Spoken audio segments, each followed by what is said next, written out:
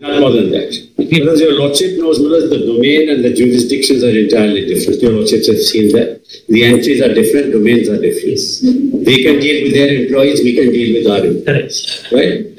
So that's one part of it. Two, if they were to pass a law saying accept the DNS allowance as discovered by us, it would be unconstitutional because that would be encroaching upon our freedom. Right? So their entitlement is valid. But entitlement qua our notification. No doubt. They can't ask for beyond the notification. Now they are interpreting the notification in a manner to suggest that we have accepted the DNS allowance as well as decided by the central government. That's taken. But our intention, we have reflected on affidavit that that's not what we want. Whereas our intention cannot be interpreted through a judicial decision making. No, this was not your intention. But we are saying it was our intention. And we have demonstrated that. Then its impact on states. This is not a matter that will be decided by us. Existing emoluments is defined in several states where they are giving much less, including Himachal and other states, right? And those who are not defining existing emoluments, even they are giving less. So any decision by your Lordships that what is decided in terms of the DNS allowance will apply to all states will have impact throughout for us. So therefore, it is my humble request for us, if your Lordships are even inclined to do that, then your Lordships must issue notice to all states for us, because then it can't possibly be that we are forced to accept DA decided by the union government, as well as the rest of the states for us will not have to follow that. That's number one. The second argument is, because your Lordship knows that the genesis of this is under industrial law. What used to happen was that an industry would have 3-4 regional offices, North India, South India, Western India, and whereas the dispute used to be raised as to whether this DNS allowance should apply to other regions at all. And your Lordships have said that DA is to be decided region by region. Why? Nature of inflation is different. Nature of the habits are different. Cost of living is different. Cost of living is different. What profits that particular unit makes in Ranchi would be different from the profit he makes somewhere else. So therefore that has to be decided on region by region basis. Cost of living, purchasing power of the individual. What other benefits those people get, workers get apart from this, which are not given by the central government. So there is it's not just finance. There is a complexity of issues, brothers. So please leave it to the state government. Don't, brothers, go by this step, because the existing emoluments were decided there had to be a base year, and therefore everything that is said by the central government must be applied to us. That's all. Thank you. I'm sorry, brothers. Deepest of respect, just 1 minute, brother. The Dhanasthram relied on Article 309 so as to suggest, in a manner of speaking, that if there is any kind of a vacuum in terms of the rules, then that will have to be decided by the governor under 309. What I wish to point out is, your Lordships are aware of Article 162, where the executive power of the government is coexisting with the legislative power. So if today you have the legislative power under 162, you can always issue a notification, unless, my lords, it violates the statute. And it's no one's case that the notifications violate the statutes, and notifications are not understood. The other aspect that is sought to be urged, really is that we were earlier following central government states, that nothing can be further from the truth. Up to 2010, the rates that were adopted, let's say suppose the central government had a particular rate in 2006, I adopted that in 2009. I have never followed central government. So therefore, those instances we can give a note also clarifying that. We clarified that earlier in our plea. You have already that we have never followed central government. That all clarifications are made, that 3 review petitions are taken from different time to time. The issue is not that the center is directing. How much time it will take, sir? I just finished within 10 minutes. The issue is the entitlement of DA in terms of the statutory rules of the particular state. The rules of state of West Bengal is not going to govern the state of Chhattisgarh. These are all wrong conception. Now all these issues were considered by the tribunal. Finally, will not come to page 482, paragraph 30. What is the defense of the state? The rule makers have understood the rules in a particular way and they have followed it till 2010. Now suddenly after 2010, they wanted to divert. Whether the diversion was at all reasonable according to rules and according to the state government's attitude towards the employees. And kindly, when I just read out paragraph 30 of the judgment of the tribunal, it was upheld by the division bench. On review, that was also again without upheld. Here, Malad says what norms, principles have been followed by the state government for release of DA for its employees. No satisfactory answer in this regard came from Mr. Basu, learned counsel representing the state respondents. Mr. Basu has merely tried to impress upon us that the state government has followed the pattern of central government releasing DA to its employees. But the state government could not pay DA at the rate and from the date paid by the central government to its employees due to lack of financial resources of state government. This is the stand. Rule makers appreciated how the rule is to be interpreted. They were not by the brilliance of the councils. Okay. And then the tribunal says, we do not say that you have to follow the central government. We say you follow your own rules and formulate accordingly. Now kindly come to now paragraph 31. We have already observed that the payload read, Mr. I did not read. I just submissions that what you are saying. Is there something new which you wish to add? Nothing. No substantial legal argument has been advanced by a subsequent attempt. This is a repetition of the whole things. And they have to follow their own rules. Tribunal has directed the chief secretary, you formulate. Why didn't they formulate? Okay. So this is simple. Thank you. Anyone else this side? Thank you. Okay. Sir, I am just stepping into the shoes of Mr. Gopal Subramanian. The written submissions on his behalf are there. I'll just hand it over. And additionally, there are some rules that we wish to place. There are copies of the rules that we would like to show. Just one submission that I'm not reading out anything. Just one submission that the entitlement flows from service rules that the employees have. And the entitlement rules, entitlement is under the West Bengal service rules of 1971. That compilation of rules we have provided. Rule 93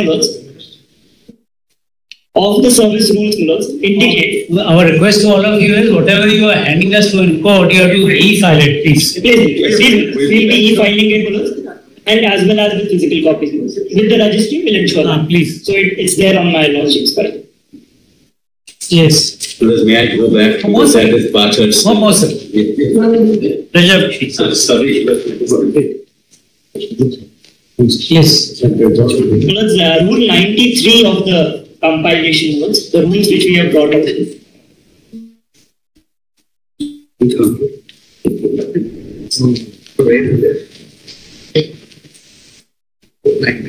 Which page?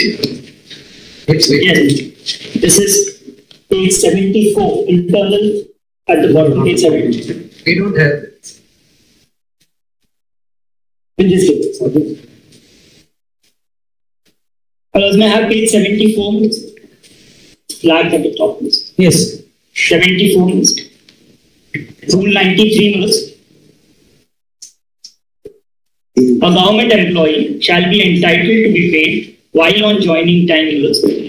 Clause A. Under clause A of Rule 50, the pay which would have gone had he not been transferred. He will also be entitled to dearness allowance, if any, appropriate to the joining time pay. This is my entitlement. So, the rules itself provide my entitlement that I am entitled to the rules. I am entitled to the dearness allowance rules. And it is not the memorandums rules. That is what we would like to clarify. And the rules having been accepted in 2006, 1/1/2006 date has been triggered off, on which date AICPI has been accepted. Now, the rules clearly say that the formula which is there, your lordships have seen that, page 103, AICPI formula has been brought out. Therefore, it is implied and very clear that it will be the formula as per the AICPI. Now, that formula cannot be static. It has to change. No, where are you reading the formula? Because in the paper book, 103 of the paper book, your lordships have seen the ROPA rules. Existing anomalies. From here, I was only indicating page 74. The lordships have marked. This is Rule 93, Okay. On the basis of Rule 93, I am only indicating that the service rule provides that I am entitled to the LSS. 103 of the ROPA rules talks of AICPI, the formula which is there, and it is not a static one. Therefore, with changing times, the formula will have to be applied. On the day it was applied, the emoluments and the salaries that we were getting were at par, and therefore it was at zero level. And thereafter, it has kept on increasing, and therefore the formula will have to apply with time because it cannot remain a fixed thing. So that is the broad news. Otherwise, we've given the written submissions to us. Only one point I need to address in rejoinder. Mr. Diwan actually gave a rejoinder note, which is a note common to everybody, or it is only for Mr. Diwan. Two things which he primarily said was that no mandamus can be issued unless there is an entitlement and public duty is one. Second, what my learned friend just preceding me also wanted to impress, he said that these ROPA rules only provide a statutory framework for revision of pay structure.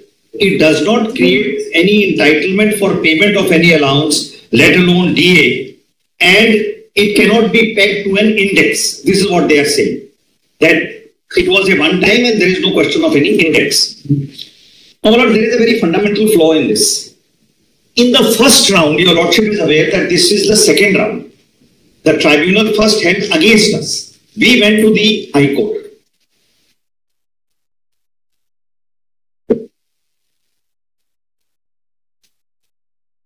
Yes, please. In the first round, at page 375, that is the judgment, that is the relevant part of the judgment which is rendered by the High Court in the first round, against which they filed a review. Review got rejected. There was no appeal.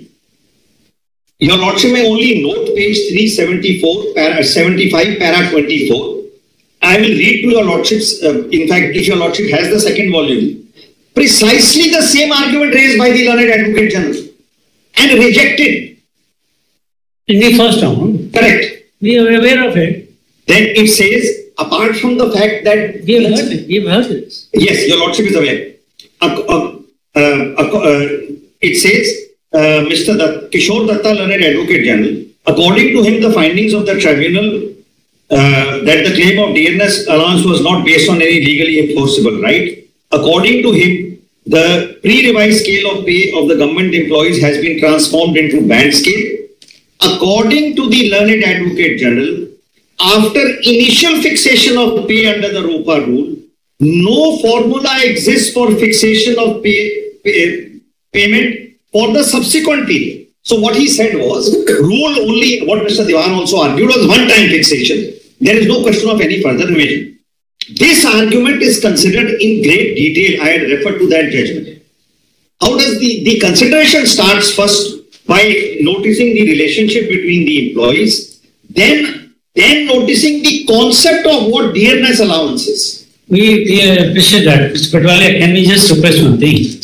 Other than this, anything which you wish to add? No, other than this, what I wish to say is that in the initial written argument which they filed, in fact, what we are going to suggest to each one of you is this, that there are so many, we should consolidate because writing judgment, your lordship will need that also. Comprehensive submissions, first to be filed by the petitioners and then to be responded by the respondents. Yes. Let us give a final submission of what we are saying exactly. in one. That's what we can. So you will file it in how much time? That's all, Mr. Patwalia. There is nothing much, your lordship. I've heard it for so long now. If I say something, how much time? But not only one point I have been asked repeated and validly so. In the opening submissions which they gave, the state of West Bengal, they gave a common submission. Now there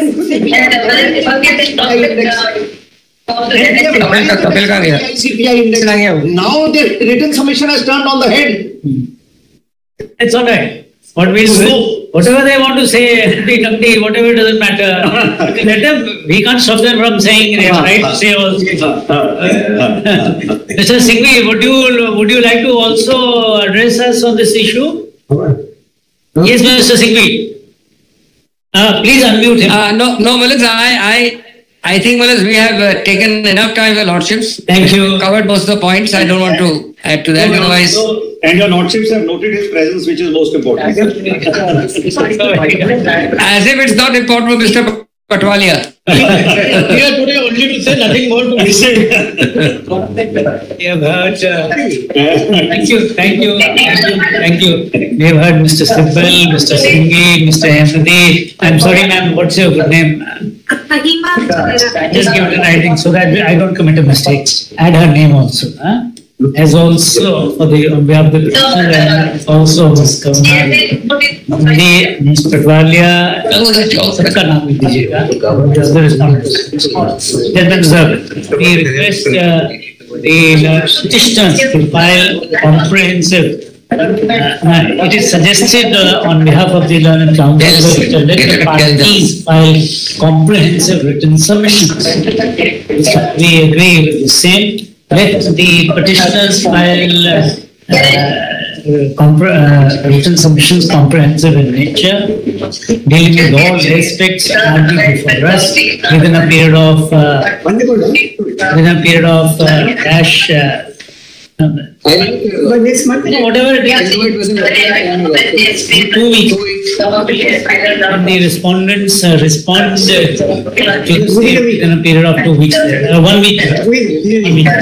There are so many of us. Let there be 2 weeks if some intercede. Or like 1 week is also enough. 1 week is enough. 1 week is enough. 1 week is enough. 1 week. One request that nothing new should be said now. we are happy that the battle is concluded. Thank you. Thank you. It's so great. You said you can submit rejoinder written submission. Yes, sir. Thank you so very kind of you. if you oblige.